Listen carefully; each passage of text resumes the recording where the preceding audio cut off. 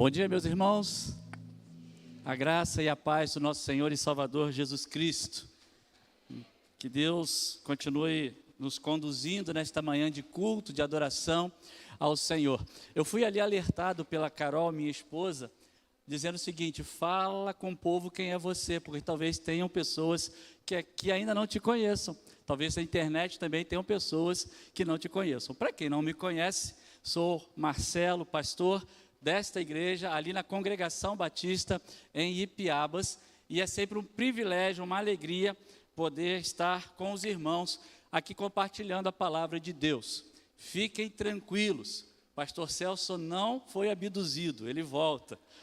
Aliás, está de viagem, está retornando, deve chegar hoje à noite, juntamente com a família. Orem pela família, pelo retorno, para que Deus possa abençoar. Meus irmãos, nas últimas 3 semanas, eu precisei fazer 3 viagens diferentes. No final do mês de outubro, eu fui a Vitória, e todas as 3 viagens de carro. No final de outubro, eu estive, juntamente com o pastor Carlos, em Vitória. Esta semana que passou, eu estive a trabalho em Jundiaí, e ontem, junto com a minha família, eu estive no Rio de Janeiro, só que andando ali dentro do Rio de Janeiro, lá no bairro de Padre Miguel. Por que eu estou falando disso? Porque nestas 3 viagens, algo significativo me ajudou, que é o bendito aplicativo de direcionamento de estrada, de viagem.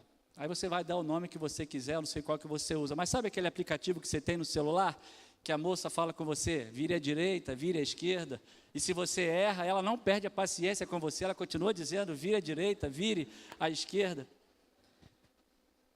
Aquele aplicativo, nas 3 viagens, me abençoou muito, porque eu não conhecia o caminho, eu não conhecia o local aonde eu devia chegar.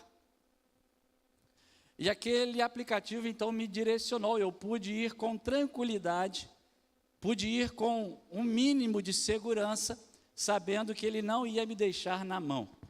Pastor, por que você está falando sobre aplicativo de celular em vez de pregar a palavra? Eu quero apenas dizer para você que você agora está diante da palavra de Deus. O Deus da palavra tem algo a nos falar nesta manhã para nos dar direcionamento. Deus quer nos conduzir, Deus quer nos direcionar. Esteja, portanto, atento à voz de Deus. E mais do que confiança num aplicativo, entregue toda a sua confiança à voz de Deus, porque Ele sim é o caminho seguro. Amém? Para tanto, eu te convido que você abra a sua Bíblia na carta de Paulo aos Filipenses, capítulo 3. Filipenses, capítulo 3. Eu quero ler apenas 3 versículos. No capítulo 3 de Filipenses, versículos 12, 13 e 14. Filipenses 3, versículos 12, 13 e 14.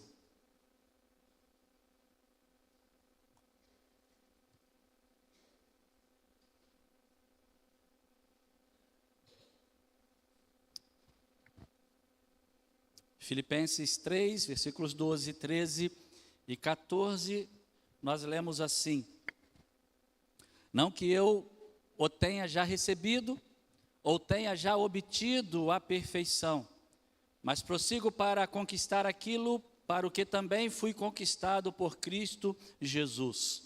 Irmãos, quanto a mim, não julgo havê-lo alcançado, mas uma coisa faço, esquecendo-me das coisas que para trás ficam, e avançando para as que diante de mim estão, prossigo para o alvo, para o prêmio da soberana vocação de Deus em Cristo Jesus. Eu quero pensar com você nesta manhã, com base neste texto, no seguinte tema: um chamado, avançai. Um chamado, avançai. Há uma verdade, queridos, que se aplica à vida como um todo, que direciona os nossos dias. A verdade é a seguinte: quando paramos de avançar, somos atropelados. Quando paramos de avançar, somos atropelados. E eu quero provar para você que esta verdade é verdade.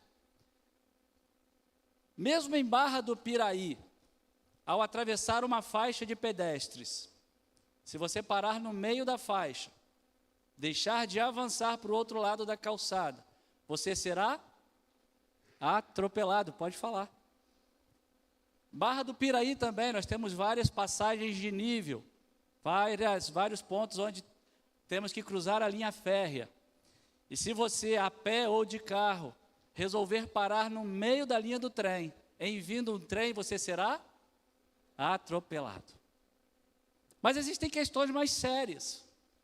Por exemplo, quem está estudando faculdade ou na escola, enfim, se não cuidar de avançar nos estudos, será atropelado. E como tem gente agora, finalzinho de novembro, início de dezembro, preocupado para não ser atropelado.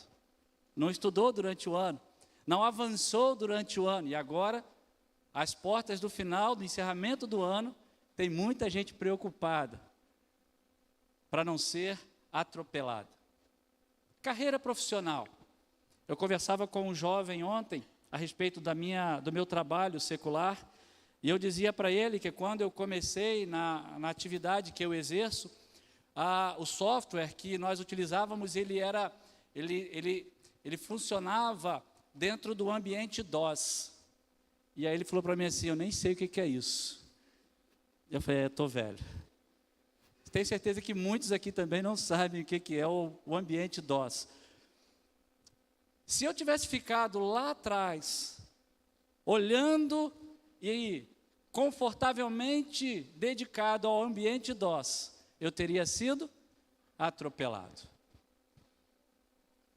Meus irmãos, o que eu quero dizer com isto é que, quando eu olho para a vida espiritual, para a nossa caminhada cristã, esta verdade se aplica da mesma forma.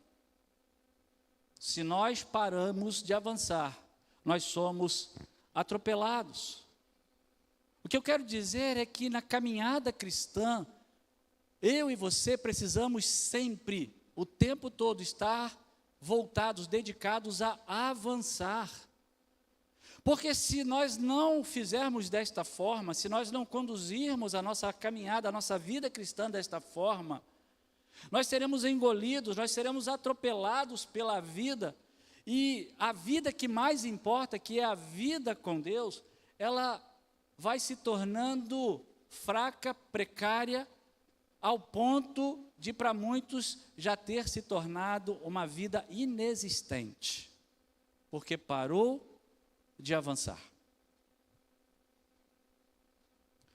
Paulo, escrevendo aos Filipenses, ele traça um referencial para aquela igreja, e a partir daquele referencial, ele descreve algumas questões fundamentais para a caminhada cristã. O referencial é Cristo. E ele fala, tendo como base, como referencial, Jesus Cristo, ele vai orientar os filipenses a respeito da alegria. Alegrai-vos no Senhor. Ele vai falar sobre possibilidade de perseverança, de resistir a toda e qualquer circunstâncias da vida, porque ele vai dizer, eu posso todas as coisas naquele que me fortalece. E dentre essas orientações, Paulo também vai falar aos filipenses sobre a necessidade de avançar, de seguir adiante, de não ficar estagnado, de não ficar paralisado, mas avançar. Eu e você precisamos entender, precisamos ter em mente, meus irmãos, que na caminhada cristã, na vida cristã, avançar, crescer, desenvolver, é uma questão de obediência a Deus. É uma questão de obediência àquele que nos resgatou das trevas para a sua maravilhosa luz. Quando nós nos dedicamos a avançar, quando nós nos dedicamos a, ouvindo este chamado, avançai, nós nos dedicamos a de fato viver este avanço, nós cumprimos o propósito de Deus para a nossa existência. Qual é o propósito de Deus para a vida do crente? Fazer discípulo, reproduzir discípulos. Qual o propósito de Deus para a vida do crente? Agradar, glorificar, exaltar o nome de Deus com a sua vida. Quando nós avançamos, o propósito de Deus para mim e para você é cumprido. Eu quero, com base nesses versículos que nós lemos, olhar para algumas ações que Paulo apresenta, que nos ajudarão a que avancemos rumo à perfeição na vida com Deus. Quero olhar para algumas ações bastante práticas, e a primeira ação que Paulo me chama a atenção para ela, é a ação da insatisfação. O crente, eu e você, que estamos disponíveis a ouvir o chamado avançar, se assim queremos fazer, precisamos ser ou viver uma vida de insatisfação. Veja comigo, versículos 12 e versículo 13, a primeira parte do versículo. Paulo vai dizer: não que eu o tenha já recebido, ou tenha já obtido a perfeição, mas prossigo para conquistar aquilo para o que também fui conquistado por Cristo Jesus. E ele fala no início do versículo 13: irmãos, quanto a mim, não julgo havê-lo alcançado. Paulo se identifica nestes versículos como um discípulo em formação. Um discípulo ainda não acabado, um discípulo ainda não plenamente lapidado, mas um discípulo em formação. Quando Paulo se avalia, quando Paulo se faz uma reflexão, uma autorreflexão, à luz da referência que é Jesus, Paulo reconhece que ele ainda não chegou à perfeição, por isso ele diz no versículo 12, não que eu já tenha recebido ou já tenha obtido a perfeição. Eu não recebi ainda, eu não sou ainda o que eu gostaria de ser. Eu ainda não cheguei naquilo que eu pretendo chegar. Escrevendo aos Romanos, Paulo inclusive vai dizer de si próprio: miserável homem que sou. O bem que eu quero fazer eu não consigo, mas o mal que eu não quero, quando vi, já aconteceu. Miserável homem que sou. Paulo foi um homem de Deus? Sim ou não? Sim. Reconhecemos Paulo como o homem de Deus. Mas uma virtude significativa de Paulo está no fato de que ele nunca se acomodou nas suas vitórias espirituais. Paulo nunca deitou para descansar nos seus feitos passados. Paulo sempre foi alguém insatisfeito, porque ele, como já dissemos, reconhecia: eu ainda não recebi, eu ainda não obtive a perfeição. Meu irmão, minha irmã, o que eu quero dizer com isto é que uma espécie de insatisfação santa é, para mim e para você, um elemento essencial para aqueles que querem avançar na vida com Deus. Insatisfação santa. Querer hoje, na vida com Deus, ser mais do que foi ontem. Querer amanhã, na vida com Deus, ser mais do que foi hoje. Avançando, progredindo. Insatisfação santa. E ele insiste no versículo 13, a primeira parte: quanto a mim, não julgo havê-lo alcançado. Paulo olha para si, Paulo avalia a sua trajetória, Paulo avalia o seu comportamento, as suas atitudes, e ele chega a essa conclusão: eu ainda não alcancei. Eu e você precisamos, meus irmãos, fazer uma avaliação madura, uma avaliação honesta de nós mesmos. Eu e você, todo dia, o tempo todo, precisamos olhar para dentro de nós, olhar para a nossa caminhada com Deus, olhar para o que é a nossa vida com Deus, olhar para o que é a nossa vida de crente. Porque é quando fazemos esta avaliação madura, esta avaliação honesta, que nós conseguimos identificar as imperfeições, assim como Paulo fez. Eu julgo havê-lo não alcançado ainda, eu olho para mim e percebo que não alcancei. Quando nós fazemos esta avaliação, nós conseguimos identificar as nossas imperfeições, e só conseguimos nos esforçar para avançar, nos esforçar para sermos um crente melhor, quando nós conseguimos olhar para nós mesmos e perceber aonde está a nossa falha. O que eu quero dizer com isso, meu irmão, minha irmã, é que viver com base numa espécie de presunção espiritual, de arrogância espiritual, é um engano, é um sinal evidente, na verdade, de imaturidade espiritual. O que você julga ser crescimento, se você está satisfeito com o que você é, com o tempo que você tem de igreja, com o tempo que você tem num determinado ou numa determinada função na igreja, se você está descansando naquilo que você já viveu, se você está satisfeito com aquilo que você já viveu, e não consegue compreender que você precisa avançar, você na verdade ainda não cresceu, você precisa sair da imaturidade espiritual e avançar rumo à perfeição. Eu gosto muito do salmista, quando no Salmo 42, versículos 1 e 2, ele declara: como a corça anseia por águas correntes, a minha alma anseia por ti, ó Deus. A minha alma tem sede de Deus, do Deus vivo. Quando poderei entrar para apresentar-me a Deus? Aquele que deseja avançar é alguém insatisfeito, que quer sempre mais com Deus, que quer sempre mais de Deus, que quer sempre mais e mais e mais experiências com Deus. Um chamado, avançai. Insatisfação é a primeira ação, mas há uma segunda ação que Paulo nos ensina neste texto, que é a ação da dedicação. Insatisfeito, porém dedicado. Dedicado. Veja comigo a segunda parte do versículo 13. Ele disse na primeira parte: irmãos, quanto a mim, não julgo havê-lo alcançado. E ele complementa: mas uma coisa eu faço. Uma coisa eu faço.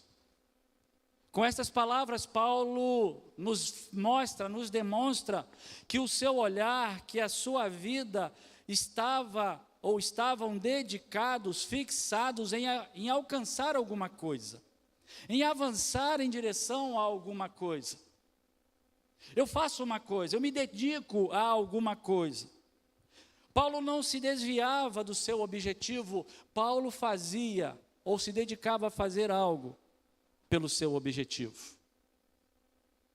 Paulo não se deixava distrair, Paulo não se deixava levar por coisas que pudessem roubar a sua intenção de servir a Deus. Paulo se dedicava a alguma coisa. A mente de Paulo estava inteiramente, exclusivamente voltada para fazer a vontade de Deus.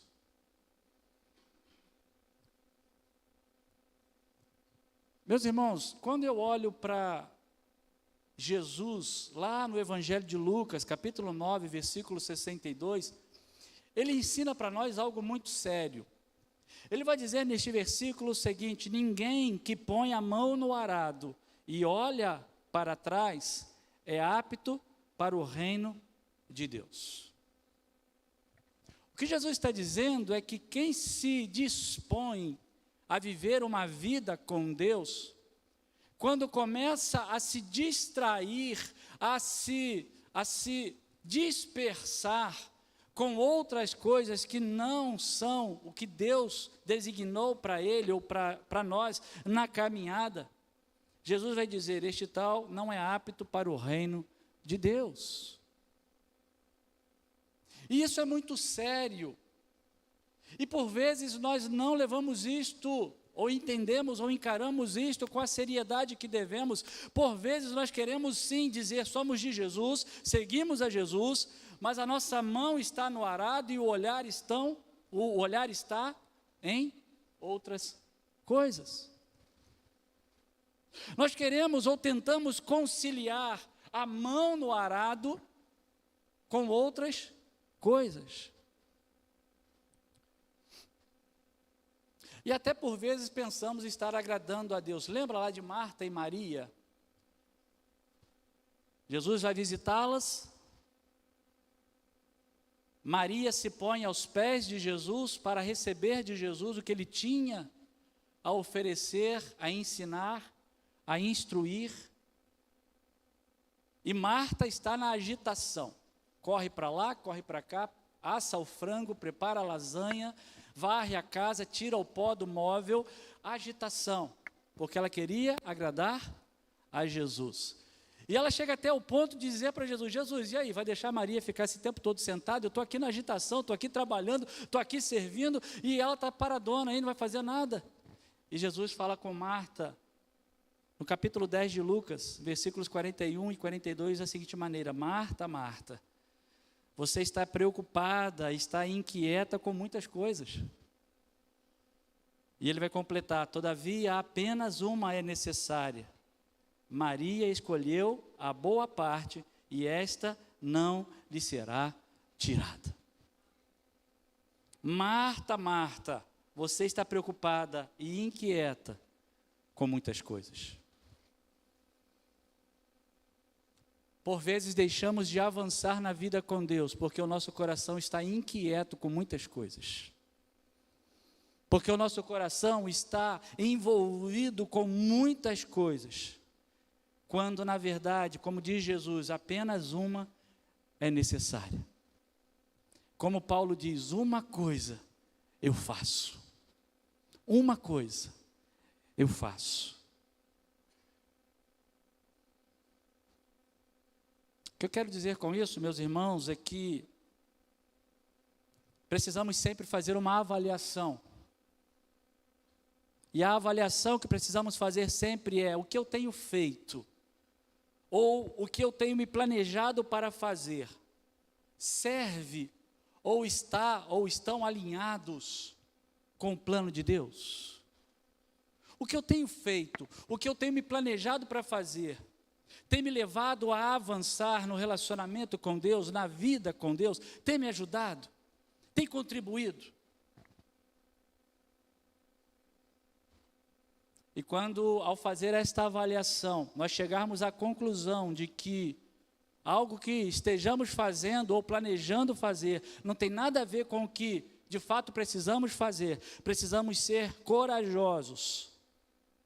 Assim como Neemias, capítulo 6, versículo 3, quando alguém tentou distraí-lo, tentou levá-lo para uma outra atividade que não era a atividade que Deus queria para ele, ele respondeu: estou executando um grande projeto e eu não posso parar, não posso descer. Não posso descer, não posso abandonar, porque uma coisa eu faço. Quem deseja atender ao chamado avançai, é alguém insatisfeito com a vida atual, é alguém dedicado a fazer o que importa. E em terceiro lugar, aquele que deseja fazer o que atender ao chamado de avançar, é alguém que busca direção. Direção. Veja comigo a parte final do versículo 13. Ele vai dizer na primeira parte: quanto a mim, não julgo havê-lo alcançado. Segunda parte: mas uma coisa faço. E aí ele vai dizer no final: esquecendo-me das coisas que para trás ficam e avançando para as que estão diante de mim. Paulo nos dá direção. O que Paulo está dizendo é que, se queremos atender ao chamado avançai, precisamos ter direção. Não qualquer direção, não qualquer coisa que vá chamar a nossa atenção, mas direção clara, direção segura, para avançarmos em direção à vida com Deus. E ele vai dizer: eu esqueço das coisas que ficaram para trás, eu avanço para a que estão adiante ou diante de mim. Ao ler este versículo, ou o final deste versículo, eu me me vem à mente a ideia de um corredor, atleta. Quando o atleta que está numa corrida, ele está desempenhando a sua função, ele não corre olhando para trás. Ele não corre preocupado com o que ele já venceu, o que ele já percorreu. Ele não está preocupado se já correu 10, 15, 20 quilômetros, ele está preocupado com os quilômetros que ainda faltam. Com a força que ele vai precisar imprimir, com o fôlego que ele vai precisar reservar, com a água que ele vai precisar ingerir. Ele está preocupado com o que vem pela frente. O que eu quero dizer com isso, meus irmãos, e o que Paulo está nos dizendo, quando fala que esquece das coisas que para trás ficam e avança para a questão diante, é que o passado, ele não vai ser apagado da nossa história. O nosso passado está na nossa história. O nosso passado está registrado na nossa história, não tem como mudar. Mas o passado deve servir apenas como uma espécie de alavanca propulsora, apenas como uma espécie de flecha que nos leva, que nos faz avançar em direção ao futuro melhor. O que eu quero dizer com isso, meus irmãos, é que nós erramos muito quando nós permitimos que o passado nos paralise, quando nós permitimos que fiquemos presos, agarrados ao passado. Por exemplo, nós já tentamos isso tantas vezes e não deu certo. Porque esta ou aquela situação sempre foi assim, não tem mais jeito. O corredor que corre olhando para trás, ele perde velocidade, ele perde direção e, por fim, ele perde a corrida. Eu e você não podemos ser daqueles que desejam perder a corrida na caminhada da fé. Eu e você precisamos ser aqueles que olham para frente, desejosos de alcançar o alvo, desejosos de chegar ao final que Deus tem preparado para nós. Eu olho para a Bíblia e a Bíblia nos dá alguns exemplos de olhadas para trás que trouxeram resultados desastrosos. Por exemplo, a mulher de Ló, ao olhar para trás, foi transformada numa estátua de sal. Israel, por influência de 10 espias, amedrontados pelo que estava por vir, entendendo que Deus não estaria com eles olharam para trás e desejaram retornar para o Egito. E toda aquela geração, morreu no deserto. Olhar para trás, meus irmãos, não nos ajuda a avançar, se ao olharmos para trás, ficarmos presos ao passado da nossa história. Mas já disse, o passado é uma realidade, o passado está registrado na nossa história. Ao olhar para o passado, portanto, eu e você precisamos ser como José, lá no Egito. Seu pai morreu, seus irmãos agora estão preocupados porque José estava com como se diz, faca e o queijo na mão para a vingança contra os irmãos. E eles, no capítulo 50 de Gênesis, chegam até José preocupados, temerosos. E José declara para eles que ele, José, estava naquela posição que estava hoje, não por causa dos irmãos, mas porque Deus o colocou ali. O que José quis dizer com isto é que ele conseguia olhar para o passado, e ainda que o seu passado não tenha sido dos melhores, ele conseguia ver a mão de Deus lhe preparando um futuro melhor.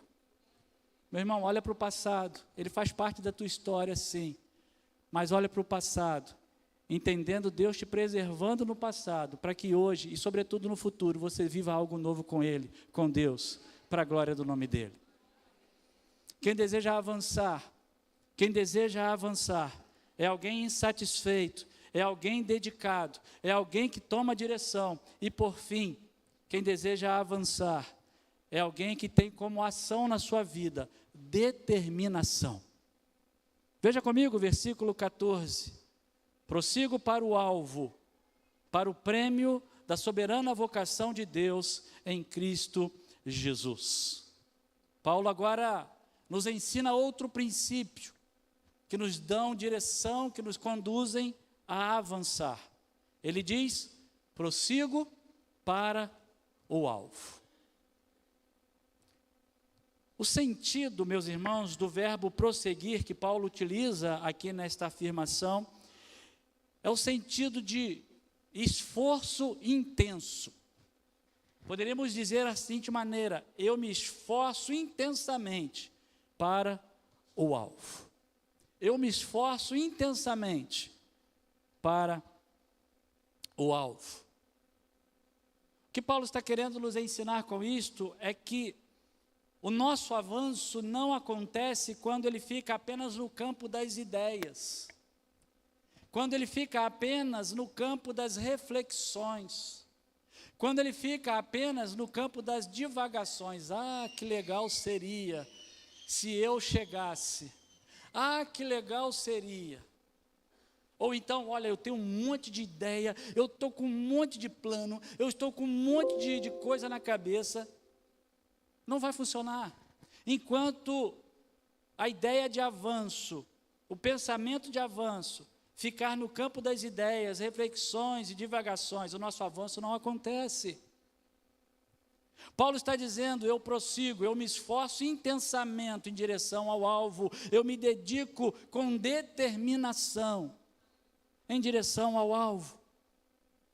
O que Paulo está querendo nos dizer, meus irmãos, é que o nosso avanço acontece e só acontece como fruto, como resultado de uma ação determinada, uma atitude determinada, esforço intenso, dedicação total, determinação por viver o melhor de Deus e o melhor com Deus a cada dia. Eu prossigo, diz Paulo, para o alvo. Eu prossigo para o alvo, e quando ele diz que prossegue para o alvo, Paulo está nos dizendo, nos mostrando muito claramente que ele tem um alvo, e um alvo precioso. Ele vai dizer no final do versículo: eu prossigo para o alvo, para o prêmio da soberana vocação de Deus em Cristo Jesus. Paulo não se esforçava intensamente, determinadamente, para superar as suas crises interiores, para satisfazer as suas necessidades pessoais.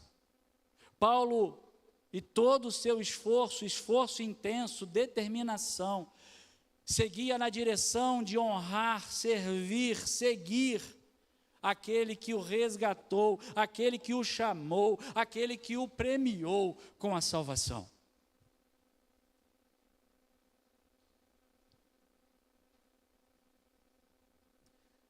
E por isso Paulo, escrevendo a Timóteo, na segunda carta, capítulo 4, versículos 7 e 8, ele pôde dizer: combati o bom combate, terminei a carreira, guardei a fé. Agora, diz ele, me está reservada a coroa da justiça, que o Senhor, justo juiz, me dará naquele dia, e não somente a mim, mas também a todos os que amam a sua vinda. Paulo determinadamente, esforçadamente, buscou avançar com Deus, viver com Deus, avançar com Deus, para, com alegria no coração, no final da caminhada, poder dizer: combati o bom combate, aproveitei a minha caminhada com Deus, vivi o melhor de Deus, vivi o melhor para Deus.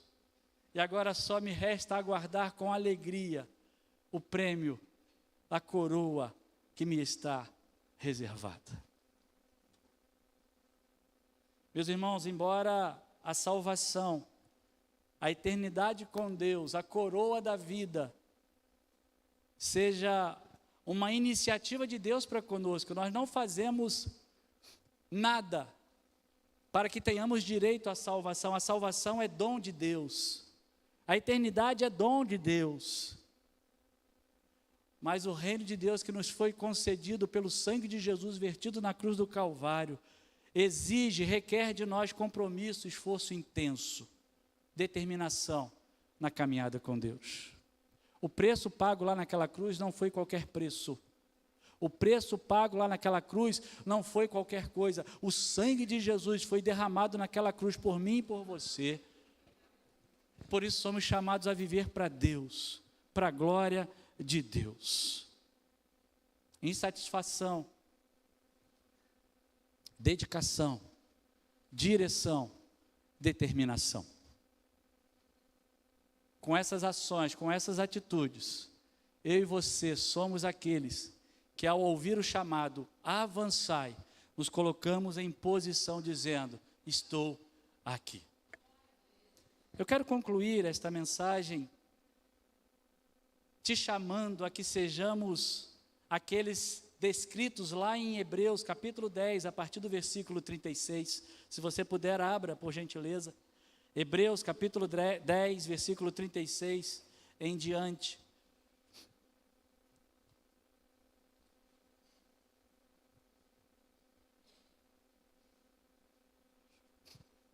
Com efeito, tendes necessidade de perseverança, para que, havendo feito a vontade de Deus, alcanceis a promessa. Porque ainda dentro de pouco tempo, aquele que vem virá e não tardará. Todavia o meu justo viverá pela fé, e se retroceder, nele não se compraz a minha alma. Preste atenção agora, versículo 39. Nós, porém, não somos dos que retrocedem para a perdição. Somos, entretanto, da fé para a conservação da alma. O chamado de Deus para mim e para você é um chamado de avanço.